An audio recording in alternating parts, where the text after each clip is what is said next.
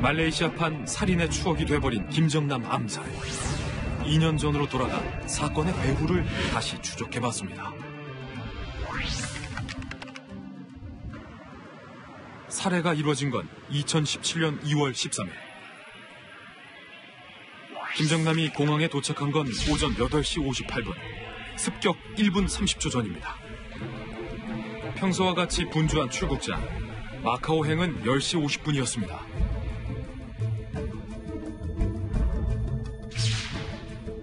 마카오 비행기를 탈 예정이던 김정남은 김철이라는 이름의 위조 여권을 가지고 있었습니다. 비행 시간을 확인한 뒤 자동 체크인 기계로 걸어가던 순간 갑자기 2명의 여성이 나타나 김정남을 덮칩니다. 인도네시아 출신 시티 아이샤가 뒤에서 두 팔을 뻗어 손으로 얼굴을 눌렀고 곧바로 도안티 흐엉이 다가와 손에 힘을 줘 얼굴을 감쌉니다. 2명의 여성이 습격하는 데 걸린 시간은 불과 2.33초.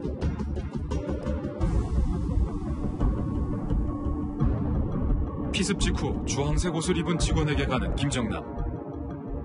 다급하게 설명한 뒤 의무실로 향합니다.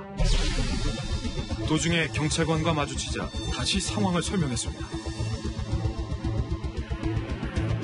그런데 의무실로 향하는 도중 몸에 이상을 발견합니다.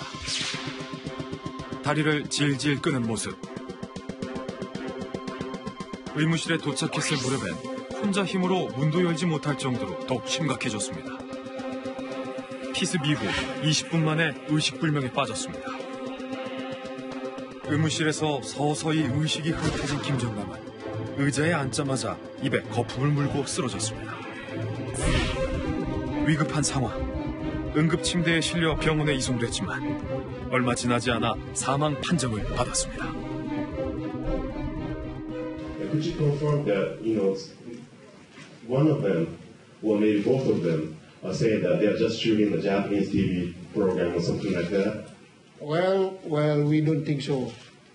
We don't think so because we strongly believe there have been. It is a planned thing, and they are being trained to do that. 김정남 암살 작전은 이미 치밀하게 계획되고 있었습니다. 공항 커피숍의 CCTV엔 수상한 행적이 포착됐습니다. 한 남성이 커피숍으로 들어오고 잠시 후 아이샤에게 뭔가를 건넵니다. 바로 돈. 그 시각 범행의 총책임자로 알려진 리제남은 김정남의 주변을 서성이며 그의 일거수일투족을 주시했습니다. 습격 직후 공항을 유유히 빠져나가는 북한 공작원들의 모습도 CCTV 카메라에 잡혔습니다. Kalau sampai ngomong ke sana saya nggak bisa ngejawab ya. 사건 닷새 후엔 북한 국적의 리정철이 체포됐습니다. 조사 과정에서 그는 말레이시아에 2016년 8월 6일 미리 와 있었던 것으로 밝혀졌습니다. Entered Malaysia 6th of August 2016. Occupation IT department of one of a company in Jalan Tun Razak, Ceras, Kuala Lumpur.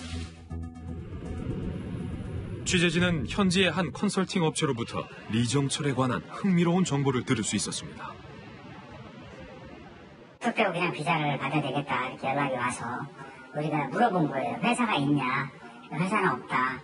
그러면 회사를 만들고 정식적인 절차를 밟아서 비자를 만들어라 했더니 그건 필요 없고 돈은 얼마든지 줄 테니까 그때 돈은 얼마든지 줄 테니까 아무 회사나 좋으니 비자만 받아달라. 6개월 이상만 거주하면 좋겠다. 소속이 불투명한 탓에 비자를 내줄 수 없는 한인 업체들은 거절을 했다고 합니다. 김정남 사건이 일어나고 나서 이 사람이 이정철이라는 걸 저희가 알게 된 이유가 그때 저희 회사에 비자를 문의했던 사람이고 보도를 보고 이 사람이 그때 동일한 인물이라는 걸 그때 알았고 그 이후에 알고 보니까 우리가 못해줬던 비자를 중국 현지의 건강식품을 파는 다단계 회사에서 비자를 받았더라고요. 가짜 비자로 혼자 들어간 리정철. 특수공작원의 대표적 수법이었습니다. 북한에서 일반 근로자들이 나가면 심지어 해커들까지도 집단 생활을 시킵니다. 이탈자들을 막기 위해서 집체 생활을 합니다. 근데 혼자 나가 있는 사람들이 있어요. 이건 특수부서 사람이라고 보면 됩니다. 혼자 사는 사람이라면 100% 특수공작원. 아직 억울하다고 생각하십니까? 용의자 3명 중 유일한 북한 국적이던 리정철. 하지만 그는 증거 불충분으로 결국 풀려나게 됐습니다.